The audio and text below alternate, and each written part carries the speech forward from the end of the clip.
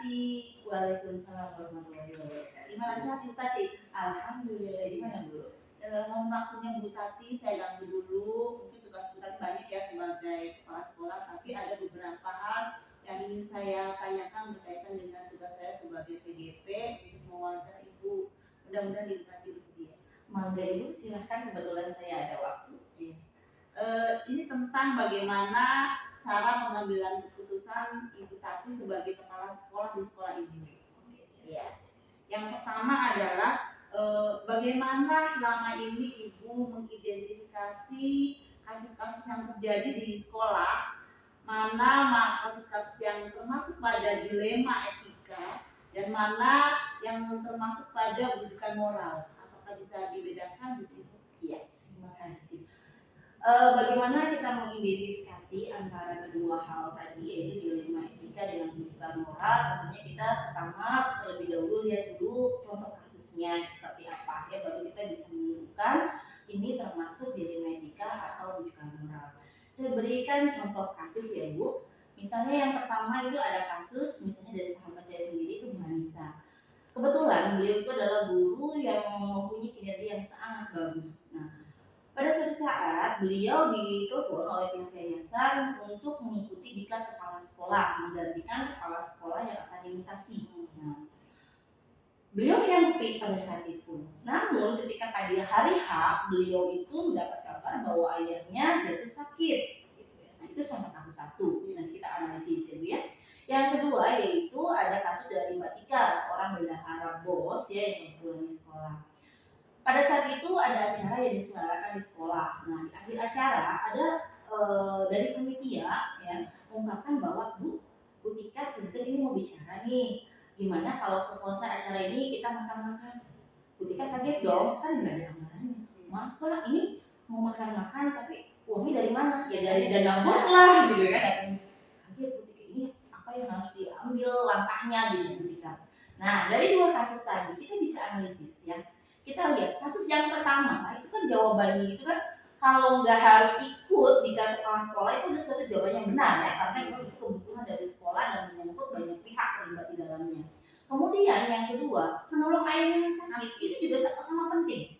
Nah, ini adalah jawaban dua-duanya benar. Berarti ini adalah dilema etika. Kemudian yang kedua itu adalah tadi simpatika. Nah, jawaban yang pertama tentunya untuk selebrasi setelah kegiatan itu adalah hal yang wajar, yang lumrah, yang boleh dibenarkan. Itu benar jawaban yang pertama. Tapi untuk yang kedua, perayaan itu atau selebrasi itu menggunakan dana bos, itu salah. Nah, benar dan salah ini merupakan rujukan. Begitu saya cara mengidentifikasinya. Luar biasa sekali ya Bu ya. Iya, saya harus banyak sama Bu Tati nih ya. Ya Bu, biasa saja. Oke Ibu, untuk proses tersebut ya menjalankan pengambilan keputusan ada kasus-kasus yang ada di sekolah.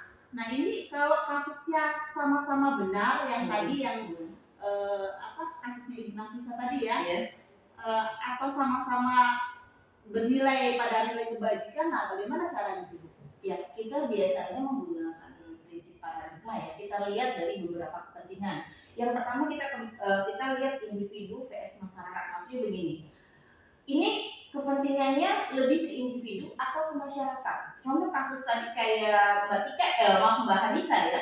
Itu mana yang lebih individu penting ya, kayak orang tuanya gitu kan. Kemudian masyarakat tadi kebutuhan dari yayasan. Nah, kita lihat itu mana yang akan kita ambil itu, kita lihat dari segi itu. Ya, kalau misalnya keputusan itu lebih berat gitu untuk masyarakat, kita ambil untuk masyarakat. Ya. Kemudian kita lihat paradigma yang kedua yaitu rasa keadilan dan rasa kasihan. Nah, biasanya keadilan itu sesuatu contohnya aturan yang tertulis ya. Kemudian untuk rasa kasihan biasanya lebih ke emosi sentimental kita ya. Kadang-kadang biasanya melihat ayahnya sakit, kasihan nih gitu ya, bagaimana gitu, nah seperti itu ya.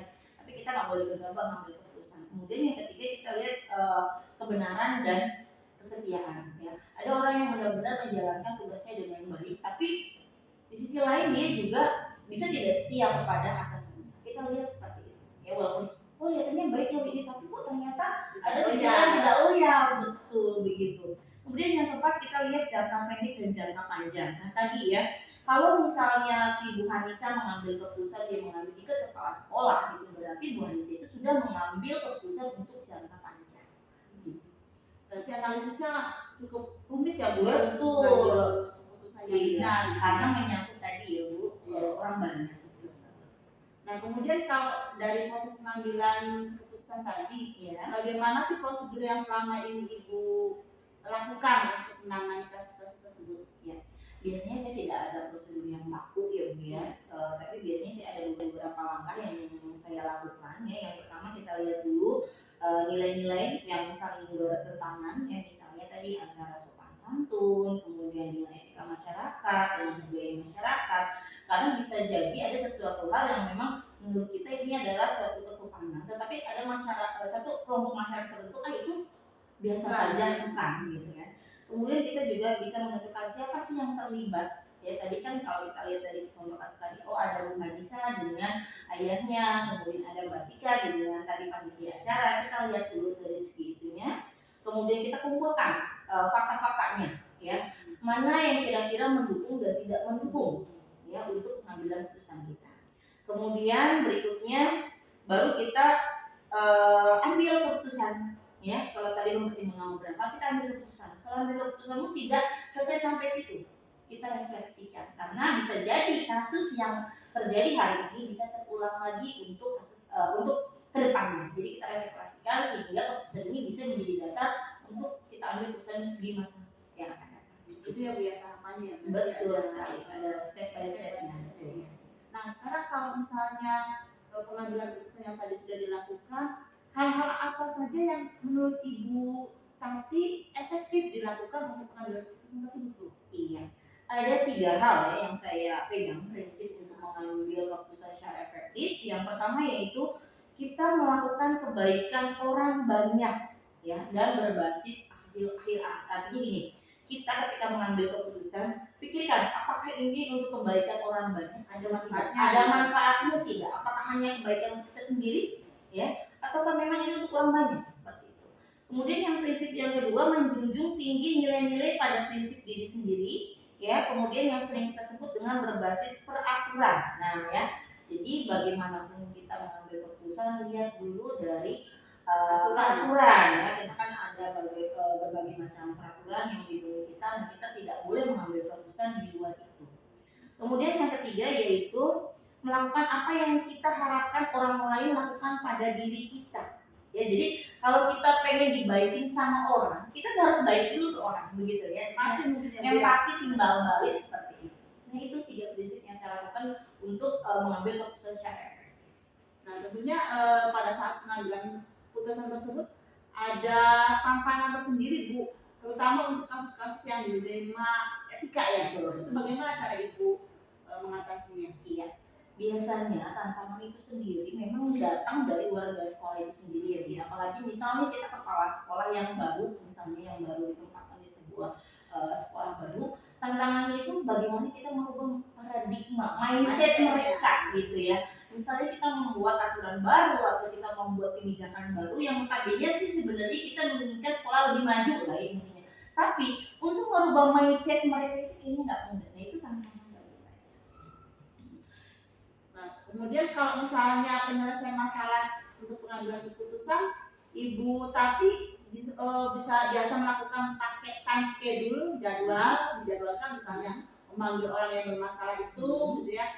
Atau misalnya Ibu langsung datang kemudian menyelesaikan masalah atau bagaimana Bu? Kalau yang biasa dilakukan selama ini yang biasa saya lakukan itu tidak memakai jadwal ya Bu ya. Jadi memang tadi ada situasional, nanti kalau ada kasus yang terjadi kita langsung selesaikan, sebisa mungkin kita selesaikan hari itu. Kalaupun tidak bisa selesaikan hari itu kita bisa pending besok, tapi tidak terjadwal secara ini ya, secara jadwal rutin misalnya kapan kita harus menyelesaikan tidak.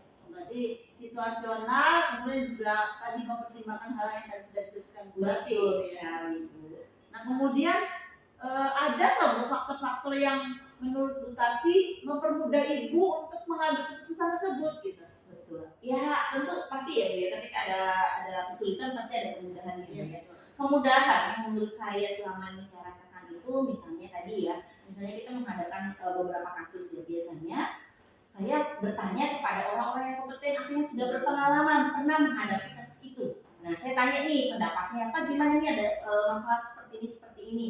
Nah, biasanya dari teman-teman sejawat, kemudian dari mungkin atasan atau dari sebagainya, kita bisa dapat jawaban gitu ya Bu ya. Tapi kalau misalnya ternyata jawaban itu tidak sesuai dengan fakta di lapangan, biasanya saya menyelesaikannya dengan cara musyawarah.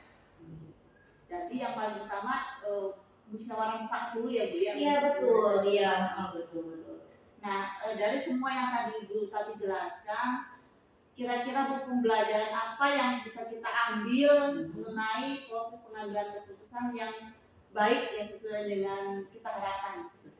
Bagaimana? Ya kalau kesimpulannya gitu ya, ketika kita mengambil keputusan tadi ya langkah-langkah step by step jangan dilupakan ya. Kemudian ketika memang kita sudah tidak bisa menyelesaikan itu dengan apa ya namanya istilahnya dengan berbagai pertimbangan, namun kok kayaknya masih jalan dulu dan sebagainya, kita bisa menyelesaikan dengan jalan musyawarah. Tentunya dengan cara tadi ya bisa memanggil orang-orang yang kompeten di dalamnya. Jadi ketika kita musyawarah pun kita benar-benar ada apa ya namanya, ada panduan kebijakan lah istilahnya seperti itu. Berarti ada tokoh panutan. Ya, tokoh panutan bisa jadi role modelnya gitu ya buat kita sharing selesai.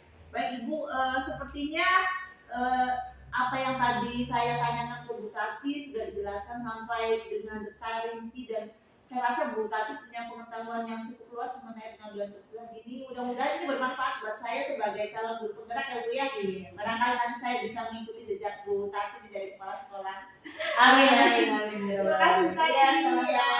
Ya, waalaikumsalam. يا من صليت بكل الأنبياء، يا من في قلبك رحمة للناس، يا من ألفت قلوبا بالإسلام، يا حبيبي يا شافعي يا رسول الله، بأمي وأبي فديتك سيدي، صلاة وسلام عليك يا نبي. حبيبي يا محمد أتيت بالسلام والهدى محمد، حبيبي يا محمد يا رحمة للعالمين يا محمد، يا من حليت حياتنا بالإيمان،